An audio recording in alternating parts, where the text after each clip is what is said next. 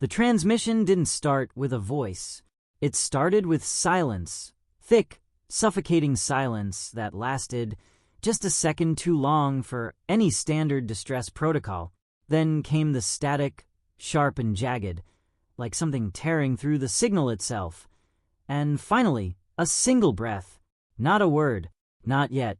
Just a human breath, shaky and uneven, as if the person on the other end had run out of time before they could even begin. Across 3 systems, every relay caught it at once. Civilian channels, military bands, diplomatic frequencies. It didn't matter. The signal forced its way through all of them, overriding encryption, ignoring priority codes, spreading faster than any engineered broadcast should have been capable of. By the time anyone realized what they were hearing, it was already too late to stop it. Then the voice came. They knew. The words were fractured, breaking apart under interference, but the meaning carried through with brutal clarity. Something about the way it was said made experienced officers freeze and civilians fall silent mid-conversation. It wasn't panic. It wasn't even fear. It was realization, the kind that arrives only after something irreversible has already happened. They knew how we'd respond. A burst of light flooded the visual feed for less than a second, just enough to register shapes moving in the background. Not chaotic movement, not random destruction. It was structured, deliberate, almost surgical. Ships burning in patterns, escape vectors collapsing one by one, as if every possible reaction had been predicted and countered before it could even begin. The signal cut for half a heartbeat, then resumed with a violent crack of audio distortion. Screams followed, distant but unmistakable, layered beneath the sound of something vast shifting through space. Metal shearing, systems failing, and beneath it all, that same voice, closer now, struggling to hold onto coherence. We didn't get a chance to. The sentence ended in a sharp burst of white noise. For a moment, nothing replaced it. No follow-up transmission. No system diagnostics. Just emptiness, stretching across every listening channel like a void waiting to be filled. And then, without warning, the feed returned. Not to chaos, but to stillness. A static image. The diplomatic convoy hung in the frame, or what was left of it. Not destroyed. Not entirely. Sections of the formation remained intact, frozen in space like abandoned structures. But the ships weren't disabled in any conventional sense. Their engines had been carved out with impossible precision. Communications arrays removed. Escape pods gone. Someone had taken them apart piece by piece. A new voice attempted to break through the feed, distorted beyond recognition, repeating something over and over again. It took several seconds before the translation systems could reconstruct even fragments of it. No survivors, no deviation, no witnesses. The image flickered once, then collapsed into static. Across the galaxy, reactions came quickly. Shock first, then confusion, then the quiet, calculated assessments of those who believed they understood what they had just seen. Analysts began to speak of targeted aggression, of strategic messaging, of the risks of escalation. Some called it a mistake. Others called it a warning. Almost all of them agreed on one thing. Humanity would respond diplomatically. They always did. They had built their reputation on it. Decades of measured negotiations, peacekeeping missions, carefully worded agreements that prioritized stability over dominance. Even when provoked, they chose restraint. Even when attacked, they chose dialogue. It was predictable, reliable, safe. And yet, as the hours passed, something began to feel wrong. Because Earth did not answer. No condemnation was issued. No emergency council was convened. No fleets were mobilized, at least not visibly. The channels that should have been filled with outrage remained silent, as if the event itself had been acknowledged and then set aside. Observers waited for the inevitable response. It never came. Instead, deep within Earth's secured networks, a message was transmitted on a frequency no civilian system could detect. It did not carry outrage or grief, or even anger. It carried a single line of authorization, verified across layers of command that had not been accessed in over a century. Unveiled silence confirmed. No one outside the system heard it, but something did, and far beyond the range of public sensors, in regions of space long considered empty, dormant structures began to wake. By the 12th hour, the rest of the galaxy had begun to mistake Earth's silence for paralysis. That interpretation spread quickly because it was comforting to the neutral powers who had no interest in war anywhere near their borders, comforting to the trade blocs whose prosperity depended on stable routes and predictable species. Most of all, comforting to the governments now scrambling to explain why a human diplomatic convoy had been destroyed in a neutral corridor without so much as a formal challenge issued first. If Earth was shocked into stillness, then there was still time to manage the story. There was still time to reduce a massacre into an incident, an outrage into a procedural crisis, a deliberate act into something bureaucracy could dull. So they began doing what frightened civilizations always do when they are desperate to keep history from changing shape in front of them. They spoke softly, urgently, and above all, prematurely. Statements of concern appeared first, wrapped in the language of sorrow, but carefully empty of blame. Then came appeals for calm, then advisories against retaliatory escalation. By the 20th hour, 3 major assemblies had already proposed joint investigative panels, as though the problem in need of solving was not the destruction of a human convoy, but the possibility that humanity might react to it in a way that disrupted everyone else's schedules. On the public channels, human representatives said almost nothing. That silence unsettled some of Earth's oldest allies more than rage would have. Rage they understood. Grief they could plan around. Silence left too much room for imagination, and imagination had always been one of humanity's most dangerous exports. Inside the United Earth Directorate, however, silence did not mean inactivity. It meant prioritization. In the subterranean command complex beneath the Atlantic Shield, 7 levels below the emergency governance ring, people moved with an efficiency that looked almost cold. If one did not know what it cost them, officers who had lost friends on the convoy stood at their stations without speaking beyond what duty required.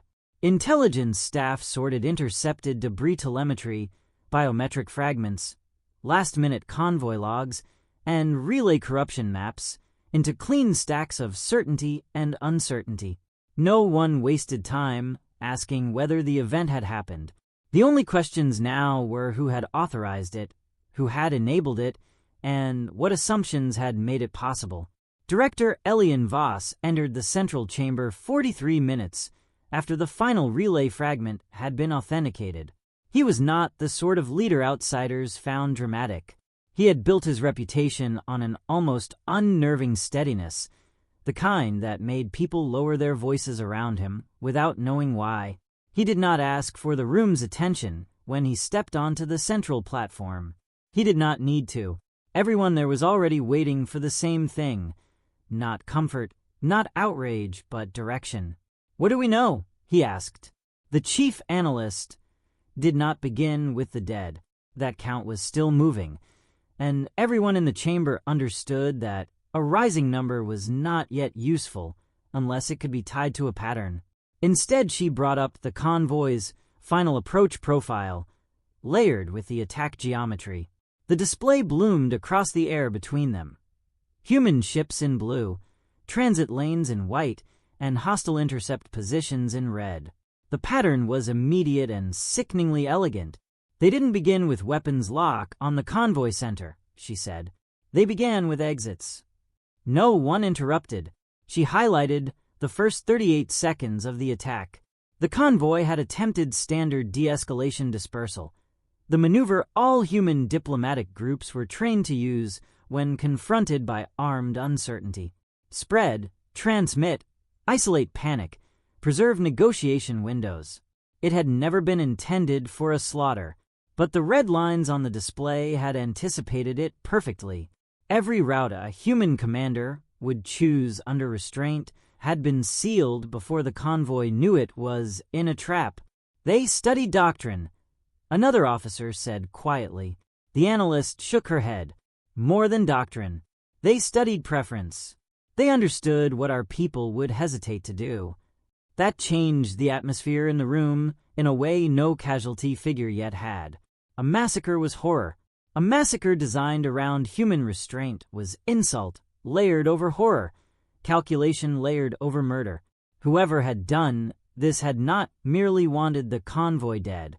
They had wanted humanity humiliated by its own principles. Voss looked at the rotating intercept model for a long moment. Confidence. 91% that this was planned specifically against human response patterns, the analyst said. 83% that the attackers expected little to no immediate military retaliation that drew the first visible reaction from him, though only a narrowing of the eyes. Expected, he repeated. It was not a question. It was worse than one. Beyond the chamber, the official machinery of Earth continued to behave with almost unbearable composure. Civilian leadership held no emergency broadcast. Markets were not halted. Orbital traffic remained steady. School networks stayed open. To the outside observer, it looked like discipline. To those inside the command architecture, it was something else. It was containment.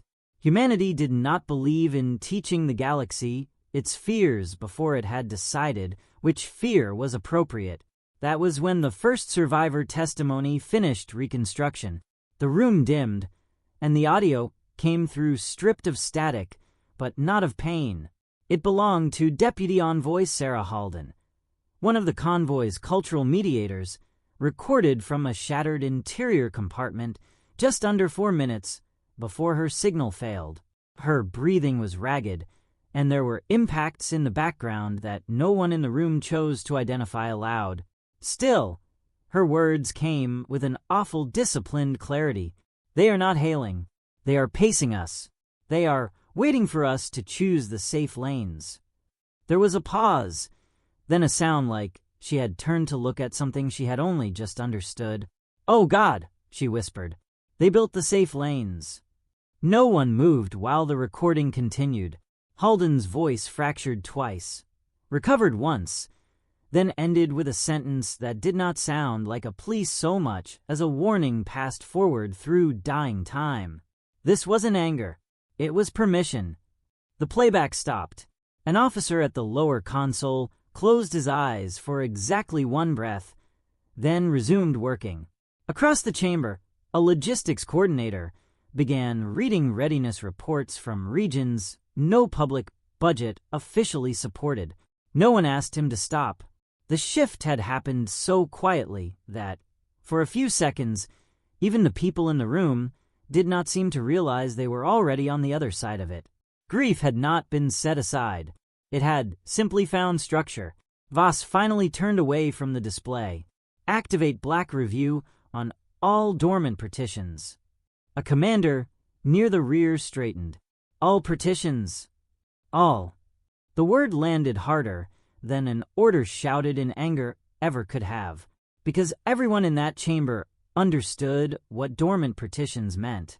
Not units, not fleets, not contingency drafts. Partitions were the sealed compartments of long-range strategic planning that existed precisely so that no single crisis, no single election cycle, no single emotional moment could awaken them by accident. They had been designed as a safeguard against panic, against vengeance, against the possibility that humanity's capacity might one day outrun its wisdom. No one had expected to hear the order in their lifetime, and yet the command net accepted it immediately as though it had been waiting. Across buried systems and isolated relays, encrypted architecture began to unfold like something stretching after a very long sleep. Dead identifiers came alive, buried keys authenticated, forgotten routes reopened, hidden manufacture nodes woke beneath civilian freight registries, asteroid reclamation licenses, climate engineering shells, and research budgets. So old most oversight bodies had mistaken them for historical clutter. None of it was loud.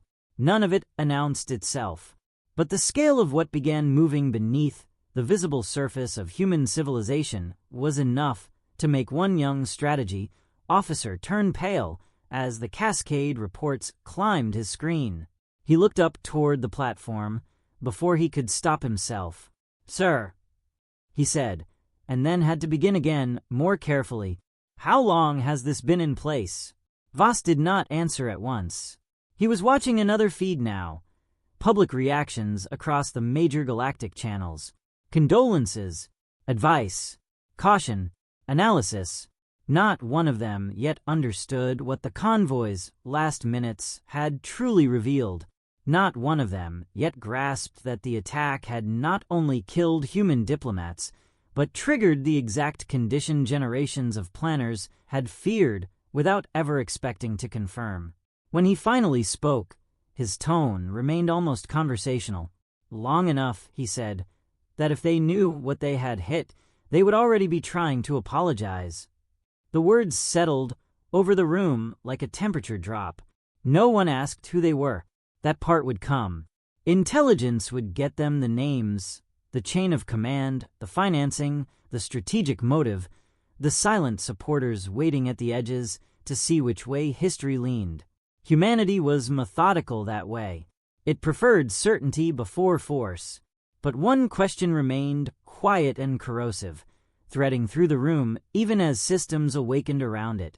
If Earth had prepared for this for so long, then what exactly had humanity been hiding all these years behind diplomacy, patience, and those famously open hands? The answer did not come from Voss. IT came from a secure terminal at the far end of the chamber, where a sealed file finished decrypting for the first time in 112 years.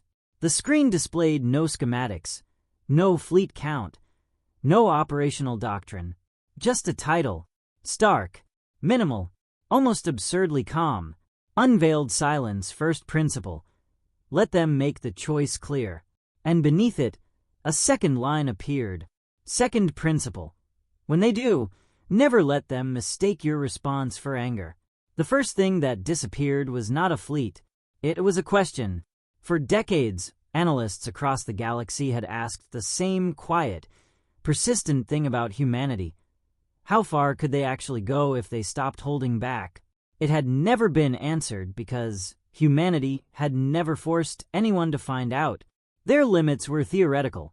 Their strength measured only in defensive engagements, peacekeeping deployments, and carefully constrained responses that always seemed to stop just short of proving anything definitive. Now that question began to vanish, not because it had been answered, but because it was no longer being asked. Instead, something else took its place. What have they already done? The shift was subtle at first, almost invisible beneath the ongoing flood of diplomatic noise. Public channels still debated the convoy destruction, still framed it as a crisis of escalation management, still searched for language that could reduce the situation into something negotiable. But beneath that surface, in the quieter networks where intelligence moved without ceremony, inconsistencies began to accumulate. A patrol group stationed along the outer Perseid corridor reported a scheduled human supply convoy failing to arrive. Not delayed, not rerouted, simply absent. When inquiries were sent through official channels, the response came back within seconds. The convoy had never existed.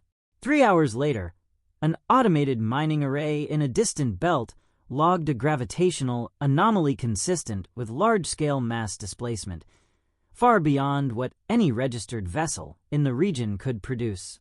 The reading lasted 17 seconds, then vanished, leaving no trace, no residual signature, nothing that could be tracked or confirmed.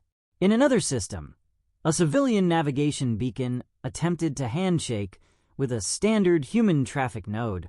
The node responded, authenticated, and then shut itself down mid-sequence, as if it had never been intended to be visible in the first place.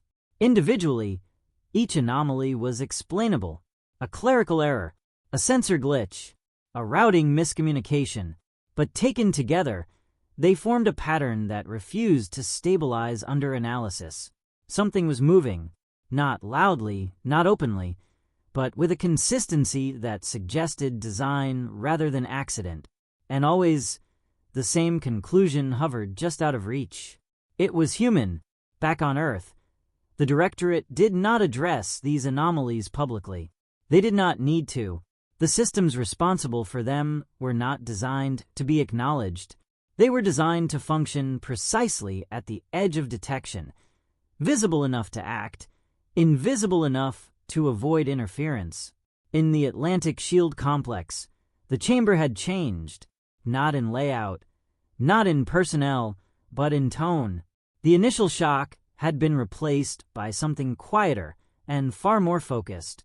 Information no longer arrived in chaotic bursts. It flowed in structured streams, categorized, cross-referenced, integrated into a growing operational picture that extended far beyond the convoy's destruction. The attackers had expected a response. They had not expected this. Cross-domain activation confirmed in 14 sectors, the logistics coordinator reported, his voice steady now, as if repetition had begun to dull the scale of what he was describing. Partition synchronization at 82%, remaining nodes coming online as access chains complete. Voss did not look up from the projection in front of him. It no longer showed the convoy that had been archived. The current display mapped something far larger, an interwoven network of dormant infrastructure now reactivating in sequence, each node linked not by proximity, but by purpose. "How many layers?" he asked. The answer came from a different station this time, one handling deep classification streams that few in the room had clearance to even view. Confirmed? 9. Possibly more. Some partitions are nested. A faint pause followed that, as if the officer himself was unsure how to interpret what he was seeing.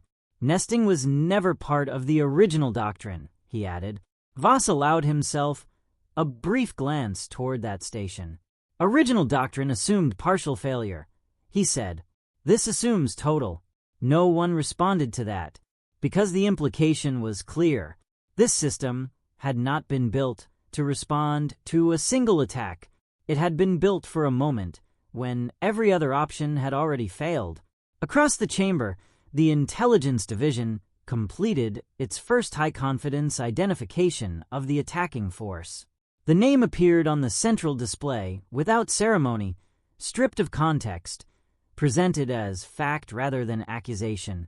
The Varek Dominion, a mid-tier expansionist polity, known for calculated aggression, resource acquisition campaigns, and a strategic culture that prioritized efficiency over spectacle.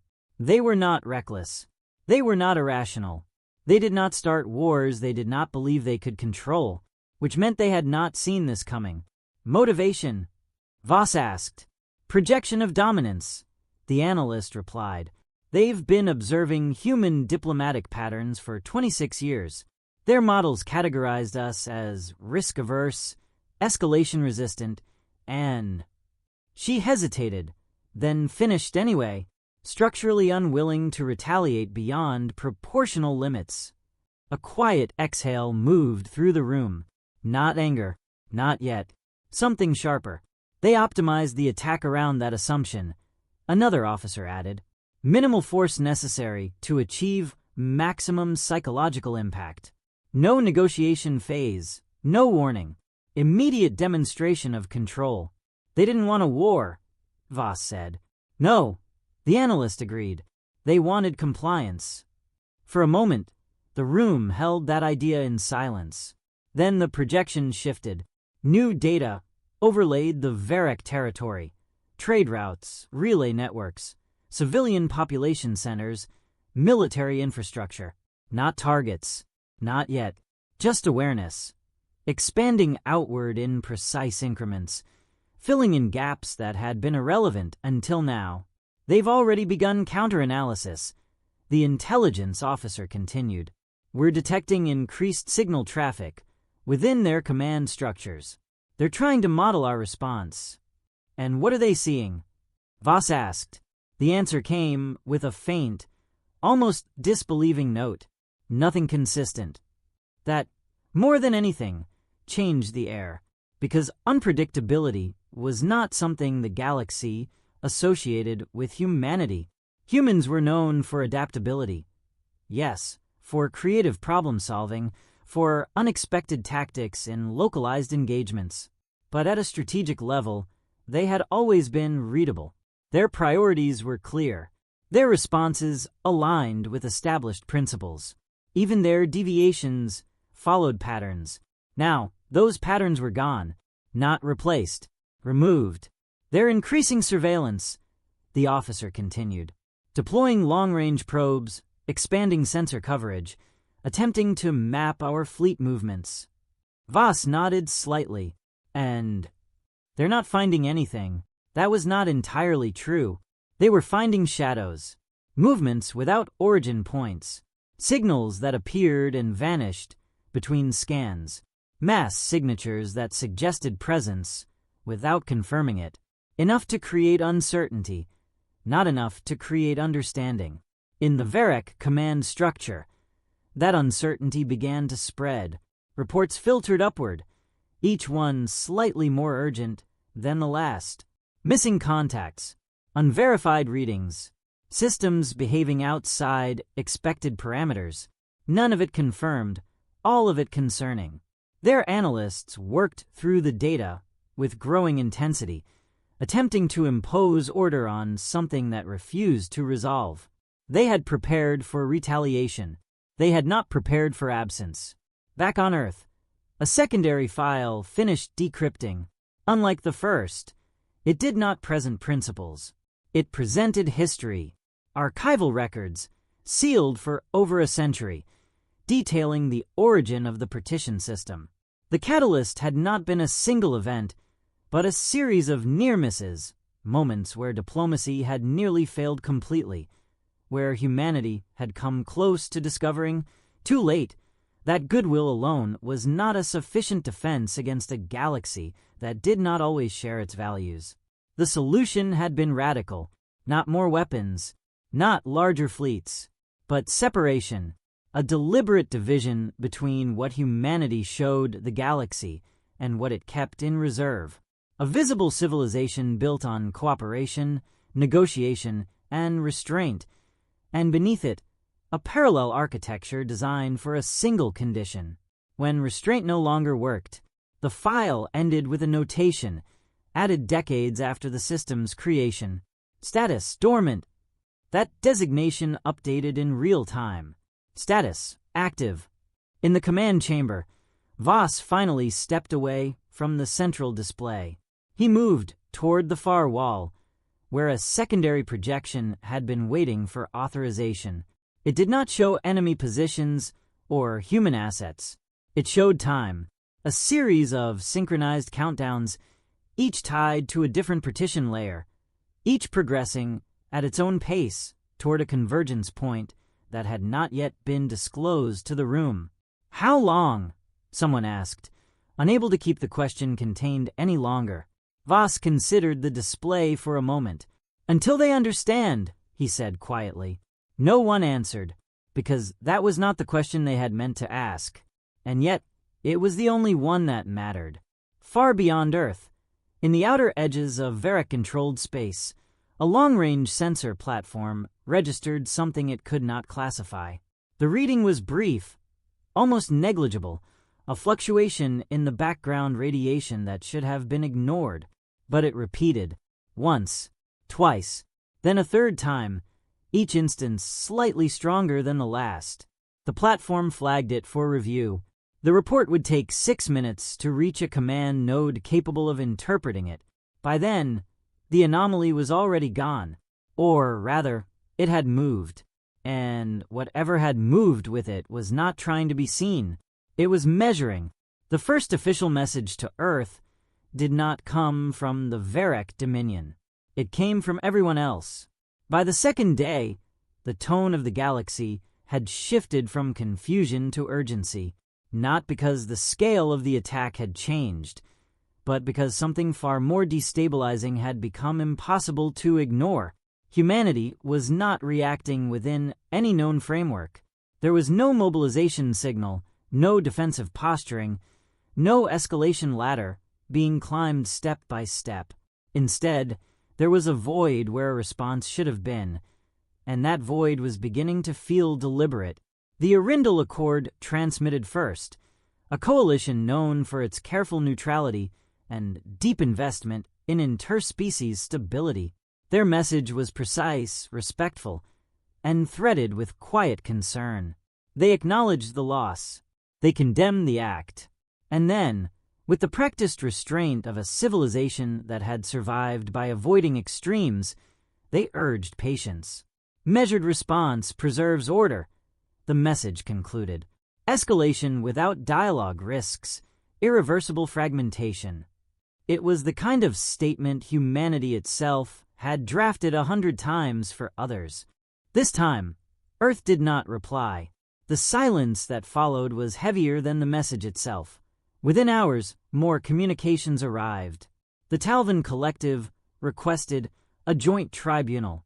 The Kesari Trade Union proposed mediated sanctions. Even the distant Irati Conclave, rarely involved in external conflicts, sent a formal advisory emphasizing the long-term consequences of retaliatory warfare. Each message was different in tone, different in phrasing, but identical in intent. Do not break the system. Do not become something unpredictable. Do not force the galaxy to adapt to you. On Earth, the Directorate logged every transmission and ignored them all. That decision did not go unnoticed. In the Varric command sphere, the absence of response began to evolve from confidence into discomfort. Their initial models had predicted outrage, followed by limited retaliatory strikes, enough to restore balance, not enough to destabilize the broader network. That prediction had been based on decades of observation, on consistent patterns of human behavior, on the assumption that humanity would act as it always had. But now, those patterns were failing. They are not escalating, one Varric strategist observed, reviewing the latest intelligence feed, but they are not de-escalating either. The distinction mattered more than it seemed. Escalation could be countered. It followed trajectories, thresholds, predictable curves of force and response. De-escalation could be managed, guided back into controlled frameworks. But this absence of both created a gap in their models that refused to resolve. What are they doing? Another demanded. The answer, when it came, was unsatisfying. Unknown. That word spread through the Varric command structure like a fault line. Because unknown was not a state they tolerated well, they began expanding their surveillance. Long-range probes were deployed into surrounding sectors, configured for deep spectrum analysis and rapid relay. Sensor grids intensified, overlapping coverage to eliminate blind spots. Civilian traffic was rerouted to create clearer operational visibility. Every system within their reach was turned toward a single objective: find the human response before it arrived. What they found instead was absence, not emptiness, not inactivity, but a precise, calculated reduction of observable data. Human vessels that should have been visible along known routes were gone. Communication nodes that had operated continuously for decades had fallen silent. Even background signal noise, normally a constant in any developed region, had diminished, as if something was actively smoothing the edges of human presence. They are removing themselves from the equation, a senior analyst concluded. Why? The strategist pressed. The analyst hesitated. Possibly to conceal force distribution, she said. Possibly to create uncertainty. She did not say the third possibility, that humanity was not hiding, that it was positioning. Back on Earth, the Directorate Chamber had entered a new phase. The initial activation of the partitions had been complex, requiring coordination across systems that had not communicated in decades. Now, that complexity was resolving into clarity. The network was no longer waking. It was functioning. Displays across the chamber no longer showed fragmented data streams. They showed integration, layers of infrastructure aligning with precision that bordered on inevitability. Hidden manufacturing arrays had reached operational capacity. Autonomous logistics systems were redistributing resources along pathways no external observer could map. Fleet assets, once theoretical in scale, were now represented as active units within a unified command structure. The scale was difficult to process, not because it was chaotic, but because it was ordered. Every element had a place. Every movement served a defined function. There was no excess, no redundancy beyond what had been intentionally designed. It was not a war machine in the traditional sense. It was a system, and it had been waiting. Partition convergence at 61%, the logistics coordinator reported. His voice carried a different weight now. Not shock, not even concern, but something closer to awe. Cross-layer synchronization holding. No degradation. Voss stood at the central platform, hands resting lightly against the console as he observed the unfolding structure. He had seen fragments of this system before, in briefings that had always ended with the same reassurance. Contingency only, unlikely to ever be required. Now, those fragments had become a whole. Any instability? He asked. None detected. That, more than anything, was the problem. Systems of this scale did not operate without friction, not without delays, conflicts, emergent failures. And yet, this one did. Every activation point aligned, every transition executed within projected parameters. It was as if the entire architecture had been designed not just to function, but to do so flawlessly under the exact conditions now present. Who designed the integration layer? One of the senior commanders asked quietly. No one answered immediately, because the records did not point to a single architect. They pointed to generations, incremental contributions, layered over decades, each one refining, expanding, reinforcing the structure without ever revealing its full scope. No single person had built this. No single administration had authorized it in its entirety. It had grown quietly, beneath the surface of human civilization, guided by a shared understanding that had never been spoken aloud in full. Peace would be maintained, until it couldn't. A secondary alert pulsed across the chamber, not from within the network, from outside. Varric probe incursion detected, the tactical officer announced. Multiple units entering peripheral observation zones. Deep scan configurations. Voss did not turn. Let them, he said.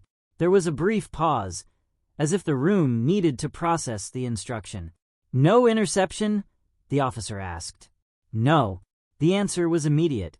Maintain passive profiles. Do not engage. Do not reveal. The logic was clear, though it carried its own tension. Engagement would provide data, capabilities, response times, tactical preferences. It would give the Varric something to analyze, something to anchor their models. By refusing to engage, humanity denied them that anchor. Uncertainty would grow, and with it pressure. Across Varric space, the probes continued their advance. They moved through regions that should have been active with human presence, mapping, scanning, searching for signatures that no longer aligned with expectation. What they found instead were gaps, areas where data simply did not behave as it should, signals that faded too cleanly, gravitational readings that hinted at mass without confirming it, thermal traces that appeared and vanished between sensor sweeps. One probe pushed deeper than the others. Its path took it through a sector long considered insignificant, a region with no major trade routes, no strategic resources, no recorded human installations of note. Its sensors swept the area, cataloging the usual background noise, the slow drift of particulate matter, the distant radiation of a cooling star. Then, for a fraction of a second, something changed. The readings spiked, not dramatically, not in a way that triggered immediate alarms, but enough to register as an anomaly, a deviation from baseline that should not have been there. The probe adjusted its focus, narrowing its scan. The anomaly vanished. It recalibrated, expanding its detection parameters. Nothing. For several seconds, the system processed the data, attempting to reconcile the inconsistency. Then, following standard protocol, it flagged the event and transmitted a report back through the relay network. The report would be reviewed. It would be analyzed. It would be categorized as inconclusive because there was no context for what it had briefly touched. Back on Earth, the same sector appeared on a classified display. Not as an anomaly, as a confirmation. Outer layer positioning complete, the operations officer said, her voice steady. No external detection. Voss nodded once. Proceed to next phase. No one in the chamber asked what that phase entailed. They did not need to. The system had moved beyond preparation. It was now in motion, and far beyond the edges of visible space. In regions the Varric Dominion had never considered worth watching, something vast and deliberate shifted its orientation. Not toward a target, not yet, but toward a direction. As if it had finally decided where to begin. The first strike never came. That was what unsettled the Varric Dominion more than anything else. By every model they trusted, by every precedent they had studied, by every assumption they had built their strategy upon, humanity should have acted by now. Retaliation windows had come and gone. Tactical advantages had presented themselves and been ignored. Opportunities for measured escalation, carefully limited, diplomatically framed, had passed without response. Instead, there was still nothing. No fleets crossing borders. No weapons fired. No demands issued. Only silence. And then, without warning, that silence broke. Not with an attack. With a broadcast. It began in the outer systems, where the Varric communication network was weakest, least reinforced against intrusion. At first, it appeared as a minor disruption. A flicker in civilian channels, a brief distortion in standard transmissions. Operators dismissed it as interference, a technical fault to be corrected and logged. Then the distortion spread. One relay after another, across multiple sectors, began to shift from normal operation into something else. Signals overlapped. Encryption keys failed to authenticate. Command overrides triggered without authorization. Within minutes, entire regions of the Varric network were no longer responding to internal control. They were still transmitting, but not what the Dominion intended. "What is happening?" a Varric Systems director demanded, watching the cascading failures ripple across his displays. "Is this an attack?" "Negative," an engineer replied, his voice tight with confusion. "There is no external signal breach. No conventional intrusion vectors. The system is complying." That word hung in the air, wrong in a way no one could immediately articulate. Complying with what? Then the first image appeared. It was not labeled, not introduced, not explained. Just a raw, unfiltered visual feed. A human convoy, drifting in formation, unaware. The timestamp marked it as the final approach to the neutral corridor. The systems director stared at it, uncomprehending for a moment. Then his expression changed. "Turn it off. It's not responding," the engineer said. "We've lost control of the relay." The image continued. Across every active channel in that sector, the same feed began to play. Civilian screens, military interfaces, administrative consoles. It did not matter. The network was no longer filtering, no longer segmenting. It was broadcasting. The convoy moved forward. The first Varec intercept signatures appeared at the edges of the frame. No one spoke. They did not need translation. They did not need analysis. The footage was clear enough on its own. This was the attack. Not reconstructed. Not interpreted. As it happened. "Shut it down," the director repeated, more urgently now. "We can't," the engineer said. "The override is internal. It's using our own authorization structures." That realization spread through the room with a cold, creeping certainty. This wasn't a hack. It was control. The footage advanced. Human ships adjusted course, initiating standard de-escalation dispersal. The Varec intercept lines shifted in response, cutting off escape routes with mechanical precision. Every movement, every reaction, played out exactly as it had occurred. No edits, no omissions, no attempt to frame or justify. Just the truth. Across the Dominion, billions watched. They watched as the convoy realized too late what had been done. They watched as communication attempts failed, as safe corridors collapsed into kill zones, as carefully constructed assumptions about human behavior were turned into weapons against them. They watched the moment understanding set in, and then they watched the destruction. It was not quick. It was not clean. It was methodical, systematic, deliberate. For 6 minutes, the feed continued without interruption. No commentary, no explanation, no context. Just reality, stripped of narrative. When it ended, the screens did not return to normal programming.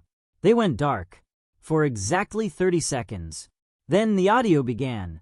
The same fragmented transmission that had first reached the galaxy, but now restored.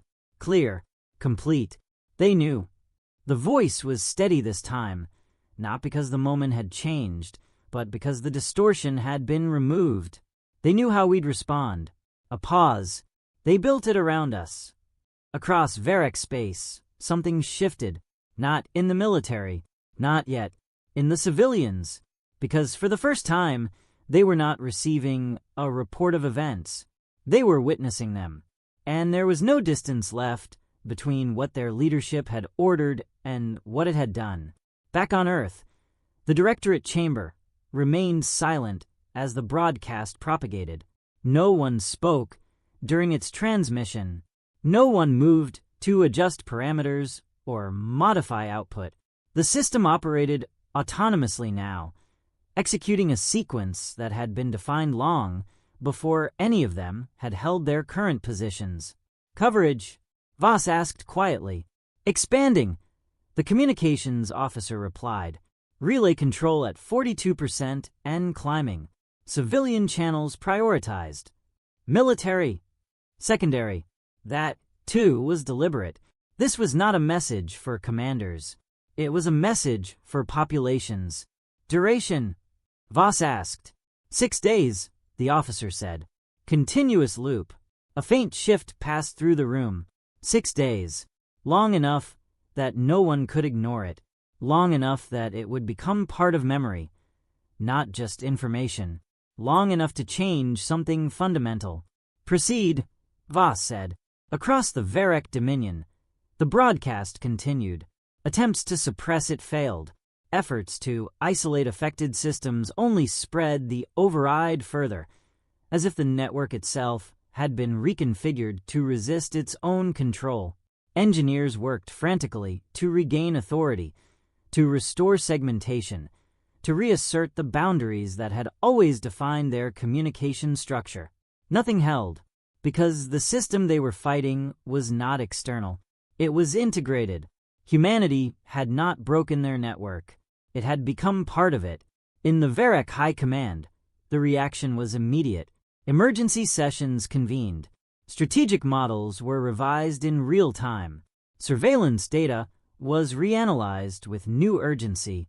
The absence that had defined humanity's response now took on a different meaning. Not hesitation, not restraint, but preparation. "They are not hiding," one strategist said, his voice tight with a realization that had come too late. "They are positioning." "For what?" Another demanded. The answer came from a senior commander who had been silent until now.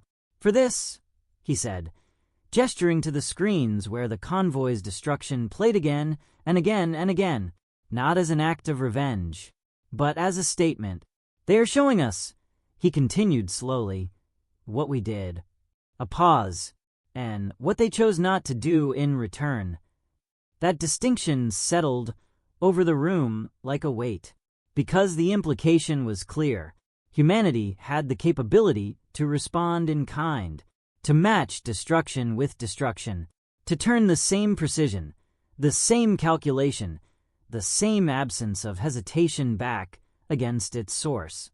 And yet, so far it had not. That was not restraint. That was control.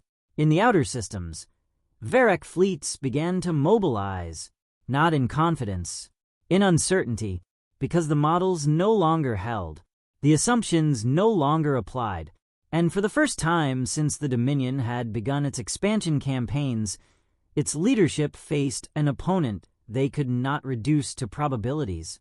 Back on Earth, a final confirmation appeared on the central display. Relay dominance achieved. Civilian saturation stable. Psychological impact rising. Voss studied the data for a moment, then turned away. "Next phase?" a commander asked. He did not answer immediately. Instead, he looked toward the secondary display, the one tracking the hidden movements beyond visible space, the one showing positions that had not yet been revealed, trajectories that had not yet intersected, assets that had not yet been acknowledged. Then he spoke. "Now," he said, "they begin to understand." A pause. "Which means," he added quietly, "they are about to do something desperate, far beyond the reach of the broadcast. In a region the Varric Dominion had just begun to reinforce with newly deployed fleets, a sensor array registered a contact. This time, the anomaly did not vanish. It resolved. Mass, structure, movement, too large to classify, too precise to ignore. The array attempted to transmit the data. The signal never reached its destination, because something between the array and the relay had already decided that message was no longer necessary. The Varric Dominion did not collapse under the weight of what it had seen. It hardened. For 6 days, their people had been forced to watch the convoy's destruction without interruption, without narrative control, without the distance that propaganda usually provided. The effect had been immediate and profound. Civil unrest, internal fractures, demands for accountability that their leadership had never needed to answer before. Entire sectors had gone silent, not because systems failed, but because populations had stopped engaging with them. But the Dominion was not built on consensus. It was built on command, and command, when threatened, did not yield. On the 7th day, the broadcast ended, not because the humans stopped it, because the Varric severed entire sections of their own network to contain it. Relay clusters were shut down. Civilian channels were restricted. Entire communication grids were sacrificed in order to regain control of the narrative. The cost was staggering. Coordination delays, economic disruption, blind spots across their own territory. But the leadership accepted it without hesitation, because something had become clear. This was no longer about managing perception. It was about survival. "They are destabilizing us before they strike," the High Strategist declared, addressing the Dominion's Central Command Council. "They are preparing the battlefield, and we will not allow them to define it," another replied. Orders were issued within minutes. Full mobilization, not partial, not measured, total, across Varric space. Fleets began to move. Warships that had remained in reserve for decades were brought online. Defense platforms shifted from passive monitoring to active targeting. Outer system patrols were recalled and reorganized into strike formations.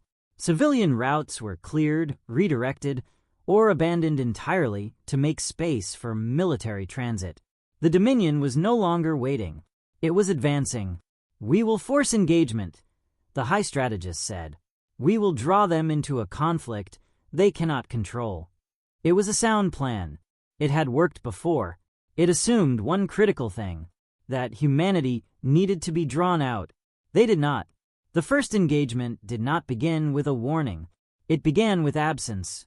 A Varek-forward fleet entered a contested border region, expecting resistance, scouts, defensive screens, perhaps a probing counterforce designed to test their advance. Instead, they found nothing. No human ships, no signals, no trace of activity. For 12 minutes, they held position, scanning, recalibrating, attempting to confirm what their sensors were telling them. Then their outermost vessel vanished. No explosion, no debris. One moment it was there, the next it wasn't. "What happened?" the fleet commander demanded. "Unknown," his tactical officer replied. "No impact signature, no energy spike. It's just gone." Before he could respond, a second vessel disappeared, then a third. Panic began to edge into the command structure. Not visible, not yet, but present in the slight delays between orders, the repeated confirmations, the growing need to understand what could not be seen. "Spread formation," the commander ordered. "Increase sensor resolution. I want full spectrum analysis on." The command cut off as a fourth ship vanished. This time, there was a trace, a distortion in the surrounding space, barely measurable, like something had moved through it faster than the sensors could track. "Contact!" the tactical officer shouted. "Bearing." The coordinates never resolved, because the source was no longer there. Across the formation, systems began to fail, not catastrophically, precisely. Targeting arrays went offline. Communication relays desynchronized. Navigation systems flickered. Not enough to lose control, but enough to introduce doubt. Every function the fleet relied on to coordinate its strength began to degrade, not through brute force, but through interference so refined it bordered on surgical. "They're inside our systems," someone said. "No," the commander replied, his voice tight, with a realization he did not want to accept. "They're around them." The difference mattered, because it meant the attack was not internal. It was environmental. Humanity was not hacking their ships. It was controlling the space those ships existed in. The fleet attempted to retreat. The order never fully propagated. Signals fragmented, delayed, rerouted through pathways that no longer aligned with physical positions. Ships moved, but not together. Commands issued, but not received. What had been a unified force began to fracture into isolated units, each one operating on incomplete information, each one increasingly vulnerable. Then, for the first time, the humans appeared, not all at once, not as a fleet, as moments, a shape resolving just beyond sensor clarity, long enough to confirm presence, then gone before weapons could lock. A mass signature that suggested scale beyond anything the Dominion had cataloged, fading as quickly as it emerged.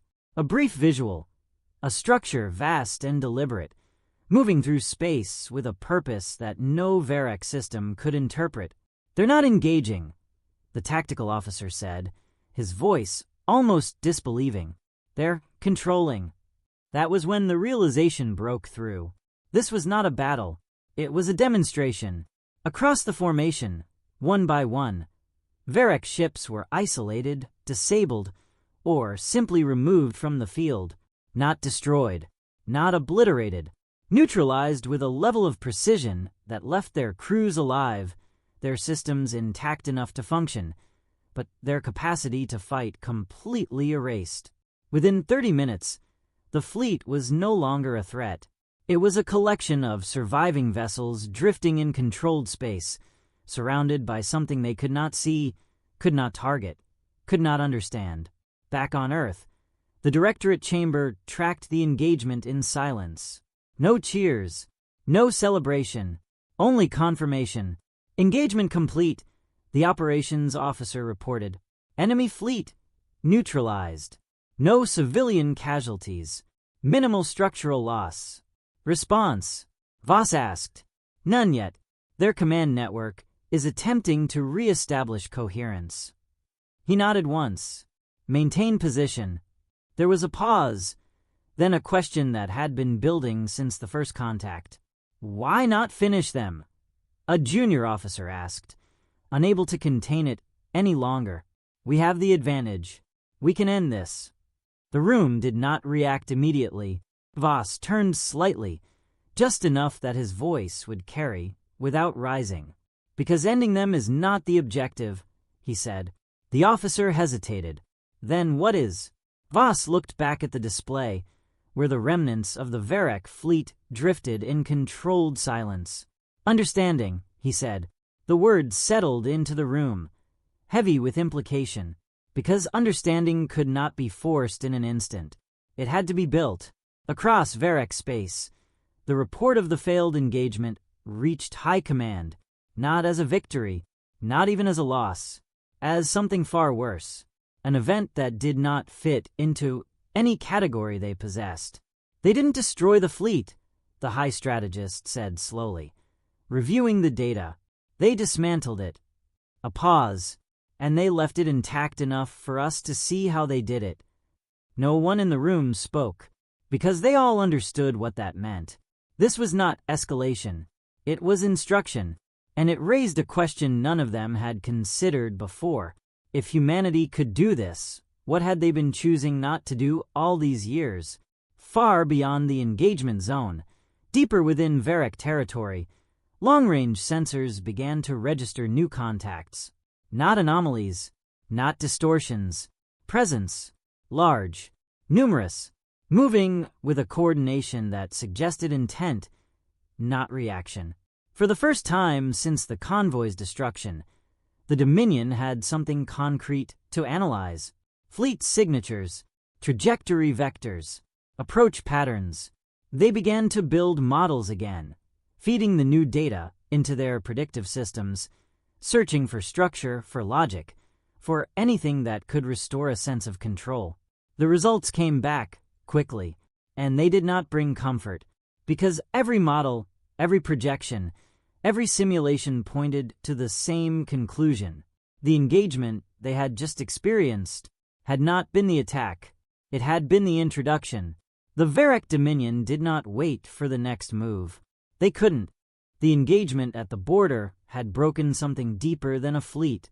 It had fractured the illusion that war, even at its worst, followed rules that could be studied, adapted to, survived. What they had encountered was not simply superior force. It was control without excess, precision without chaos, power without the emotional volatility they had always relied on to predict their enemies. Oh, they made the only decision left to them. They prepared for annihilation. Across their inner systems, defensive grids came online at full capacity. Orbital weapon platforms aligned toward every possible approach vector. Planetary shields, normally reserved for catastrophic events, were activated in overlapping layers, draining entire sectors of energy reserves to maintain them. Civilian populations were relocated deeper into protected zones, not out of hope, but out of protocol, because this was no longer a conflict to be managed. It was a threshold to be endured. They are coming, the high strategist said, not as speculation, but as certainty. And when they do, they will not stop. No one in the chamber disagreed. They had seen enough. The broadcast had shown them what they had done. The engagement had shown them what humanity could do in return. The only variable left was scale. And scale, they feared, would be absolute. But when the human fleets arrived, they did not attack. They stopped, at the edge of the Varek core system, beyond the range of planetary defenses, but well within sensor visibility. The first human formation emerged from the void. It did not announce itself.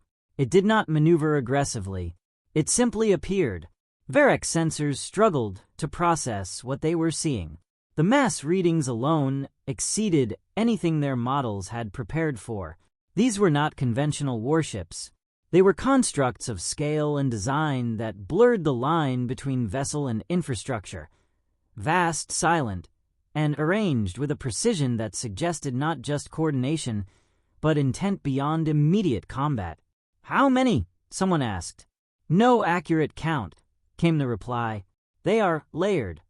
That word carried weight because it implied depth.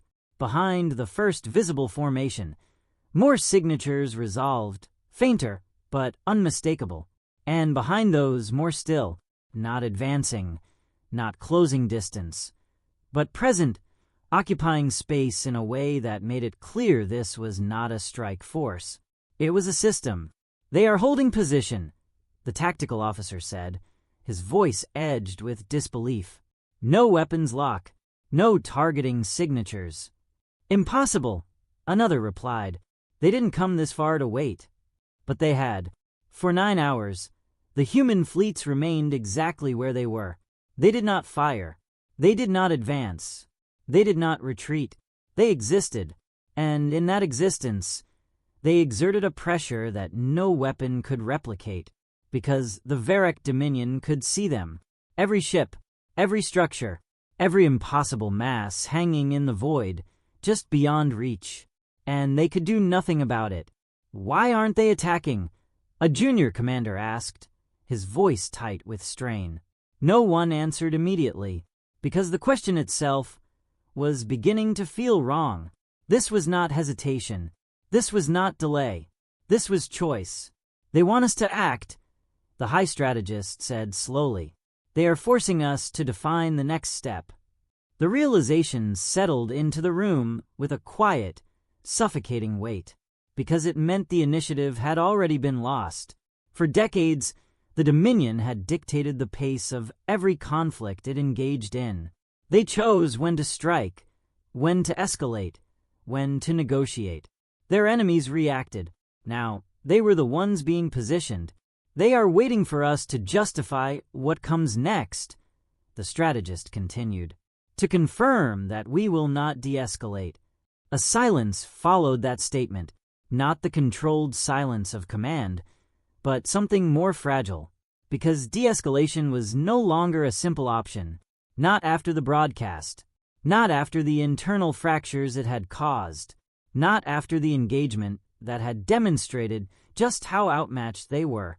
To stand down now would be to admit weakness, to their own people, to their rivals, to a galaxy already watching them unravel.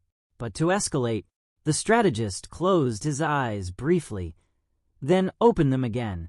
"Prepare a communication channel," he said. The order rippled through the chamber. It was not what anyone had expected. Within minutes, a direct transmission line was established, routed through the few remaining secure relays that had not been compromised or shut down. Encryption protocols were layered, verified, reinforced. For the first time since the convoy's destruction, the Varric Dominion reached out. The message was simple, formal, stripped of pretense. "This is the Varric High Command. State your conditions." The transmission carried across the void, directed at the silent human formation. For several seconds, nothing happened. Then, a response. Not a fleet movement, not a signal spike. A single channel opening, unencrypted, clear. The image that appeared was not what the Varric had prepared for. There was no Grand Command deck, no assembled leadership council, no visual display of power to match the fleets outside. Instead, a single figure stood within a controlled environment, plain, functional, almost understated. Human, calm, watching. "My name is Director Elian Voss," he said, his voice even unhurried. "You have our attention." The high strategist stepped forward, his posture rigid with the weight of everything that had led to this moment. "You have demonstrated your capabilities," he said. "You have made your point.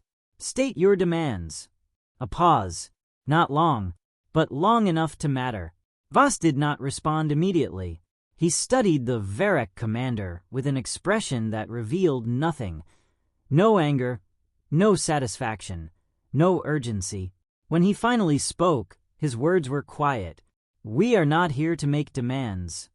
The statement struck harder than any threat. The strategist's composure faltered for the first time. "Every conflict has terms," he said. "Every resolution requires conditions." Another pause. Then Voss spoke again. "You already established the terms," he said, "at the convoy." The room seemed to contract around those words.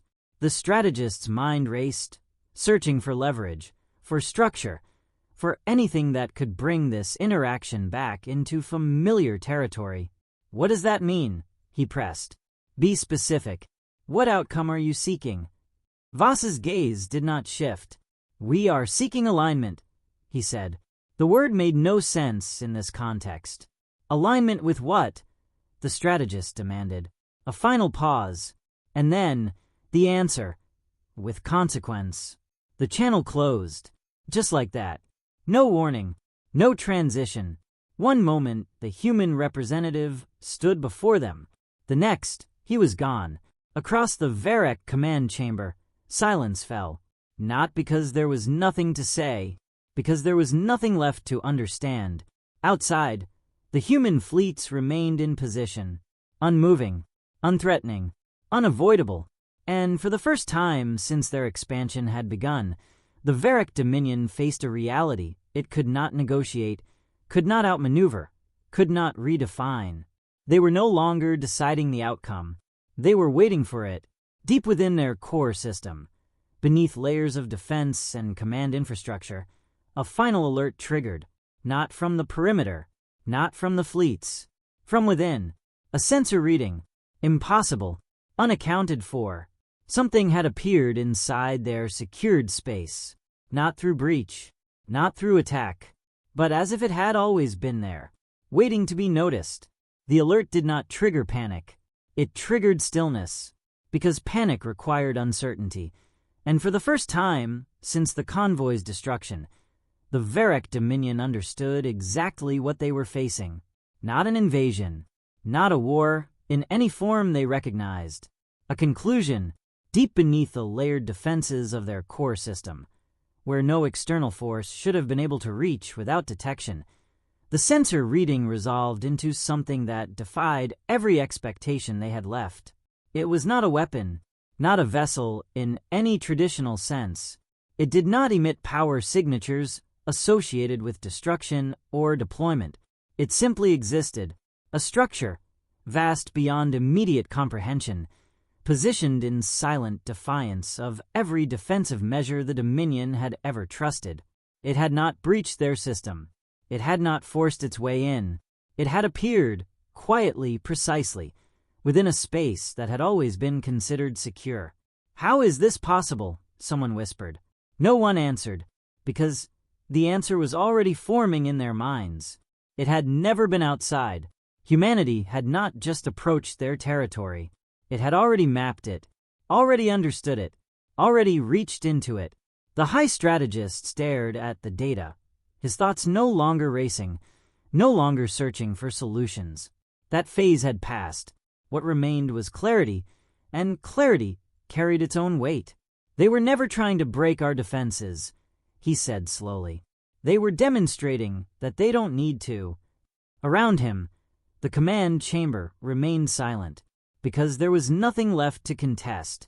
Above, in orbit, the human fleets still held their position, unmoving, patient, a presence so overwhelming it no longer needed to assert itself. The message had already been delivered, not through destruction, but through possibility. This was what they could do, and more importantly, what they had chosen not to do. A new transmission request appeared on the Varek command interface. Not forced, not overridden, requested. The high strategist hesitated for only a moment before accepting it. The channel opened. Voss stood there again, exactly as before. No change in posture, no shift in tone, as if the events unfolding across an entire civilization had not altered his position in the slightest. "You have seen it," he said. Not a question, a statement. The strategist inclined his head, the motion slow, deliberate. Yes, a pause stretched between them, not empty, but filled with the weight of everything that had led to this moment. You could end this, the strategist said, not as a challenge, not even as a plea, just a recognition. Another pause. Voss did not deny it. Yes, he said. The simplicity of the answer carried no arrogance, no threat, just truth. And yet, the strategist continued, you have not. For the first time, something shifted in Voss's expression. Not emotion, not quite. Something closer to intention. We came to show you something, he said. The strategist's gaze did not waver. You've shown us enough. Voss shook his head slightly. No, he said. We've shown you the beginning. The words landed with quiet force, because they implied something the Dominion had not yet fully grasped. This was not the demonstration. This was the introduction. Voss continued. You believed our restraint was a limitation, he said. That our preference for peace meant we lacked the capacity for anything else. You built your strategy on that belief. A brief pause. You were wrong. The strategist closed his eyes for a moment, not in defeat, but in acknowledgement. Yes, he said. When he opened them again, there was no resistance left in his posture, no attempt to reclaim control of the narrative. Only a question, stripped of all pretense. What happens now? The answer came without hesitation. You decide, Voss said. The strategist frowned slightly, the response not aligning with any structure he understood. That is not how this works.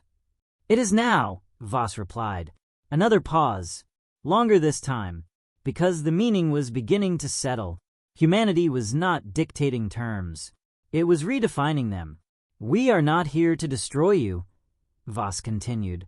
If we were, this conversation would not be happening. We are here to ensure that what happened at the convoy never happens again. Not to us. Not to anyone. The strategist studied him, searching for the hidden condition, the unspoken demand that would bring this exchange back into familiar territory. There is always a cost, he said. State it. Voss's gaze held steady. The cost is understanding, he said. And what you do with it. Silence followed, because for the first time, the Dominion was not being given a list of concessions or territories or reparations. They were being given something far more difficult. Responsibility. You're asking us to change, the strategist said slowly. We're showing you why you must, Voss replied. The distinction mattered, because it meant the choice was real, and choices carried consequences. The strategist looked down briefly, then back up, his decision forming not through pressure, but through inevitability. The Varric Dominion will cease all expansion campaigns, he said. We will withdraw from contested territories. We will open our systems to external oversight. Each word felt heavier than the last. And the convoy? Voss asked quietly. A flicker of something passed through the strategist's expression. Regret. We will acknowledge it, he said. Fully, publicly, without revision. Another pause. And we will remember it. That was the closest thing to remorse the Dominion had ever offered. It was enough. Voss inclined his head once. Then we're done here, he said. The channel closed. Outside, nothing happened. No dramatic withdrawal. No visible shift. For several long seconds, the human fleets remained exactly as they had been, silent, patient, overwhelming. Then slowly, almost imperceptibly at first, they began to move. Not forward. Away. One formation at a time, they turned from the Varric core system and disappeared into the same unseen pathways they had arrived through. The vast structure within the Dominion's secured space did not explode, did not collapse, did not activate in any visible way. It simply ceased to be, as if it had never been there. Across Varric space, systems came back online.